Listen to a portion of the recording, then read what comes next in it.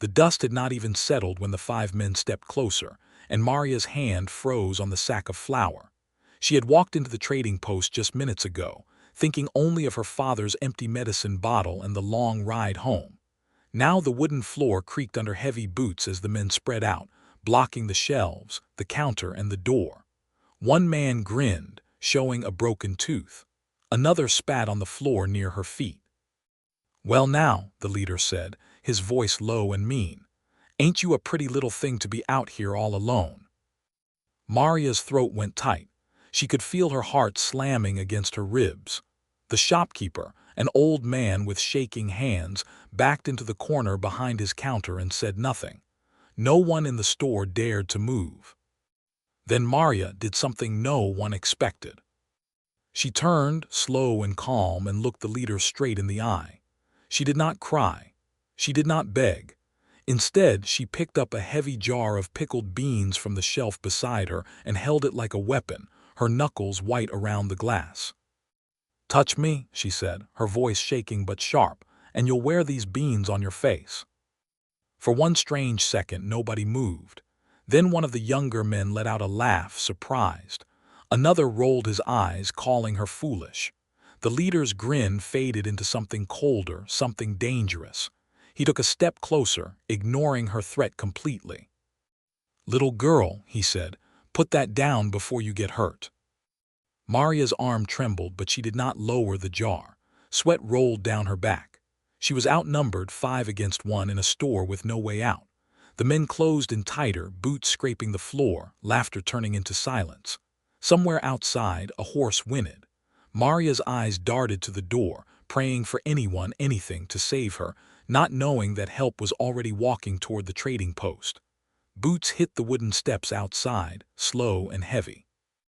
Jack had ridden 3 days straight, and his body ached for rest, not trouble. He tied his tired horse to the post and stretched his back, ready to buy a bit of coffee and be on his way. But before his hand touched the door, he heard it, a woman's voice, sharp and scared, coming from inside. He paused. Something in that voice made his stomach turn cold. Jack pushed the door open, slow and quiet.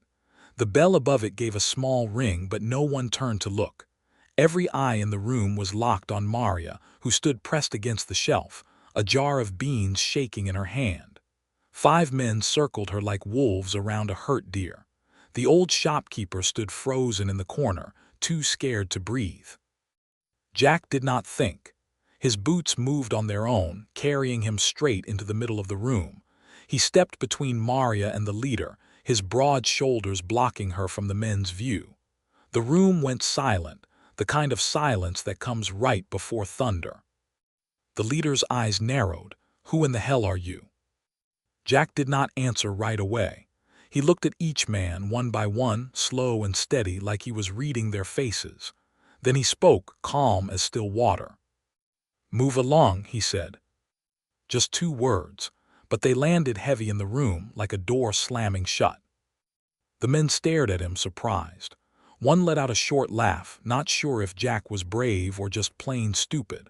Another's hand drifted near his belt, close to his gun. The leader looked Jack up and down, taking in his dusty clothes, his tired eyes, and the pistol resting easy on his hip. Nobody moved, nobody spoke. Maria stood frozen behind Jack, her heart racing, watching this stranger risk his life for a woman he had never met. She did not know if he was foolish or fearless. All she knew was that the air in the room had changed and something was about to happen. The leader let out a slow laugh, but there was no warmth in it. "Move along," he repeated, mocking Jack's words. "You hear that, boys? This fella thinks he can just walk in here and tell us what to do." The other 4 men chuckled, but their eyes stayed sharp, watching Jack close. Jack did not laugh. He did not blink.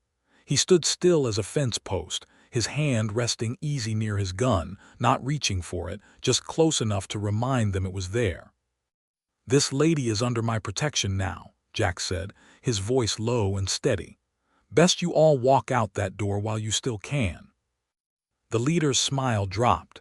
He stepped closer, boots thudding on the wood floor, until he stood just a few feet from Jack. "You don't know who you're talking to, stranger. This is our town, Our rules. Don't much care whose town it is, Jack said.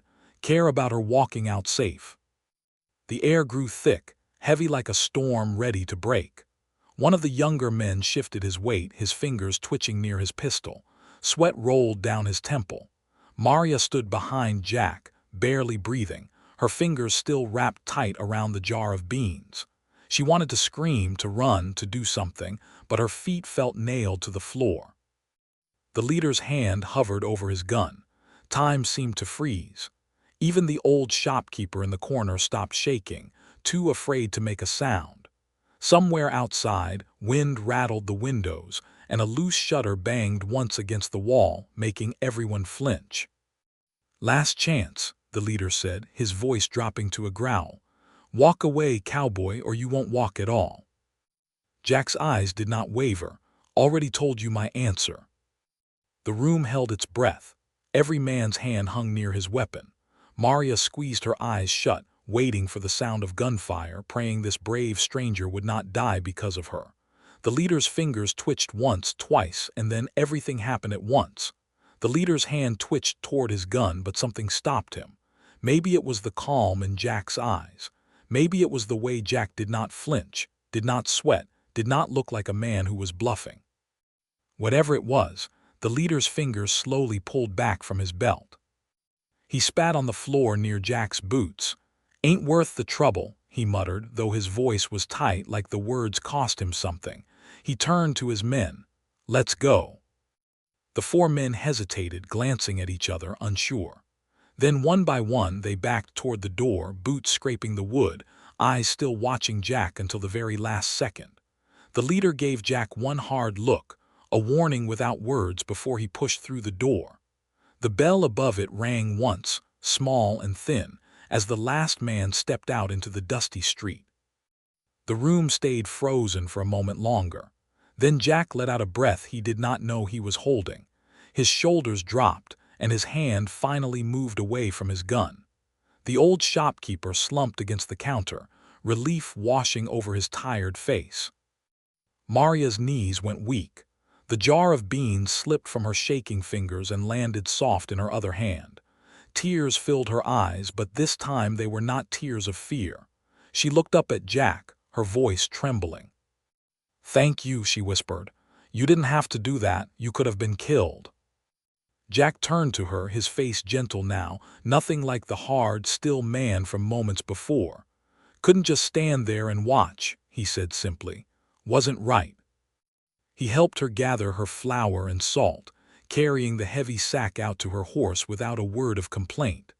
As she climbed up and took the reins, she looked back one more time. Jack gave her a small nod, already turning to walk to his own tired horse. Maria rode home slower than she had planned, her heart full and calm. Behind her, word was already spreading through town about the quiet cowboy who stood his ground and asked for nothing in return.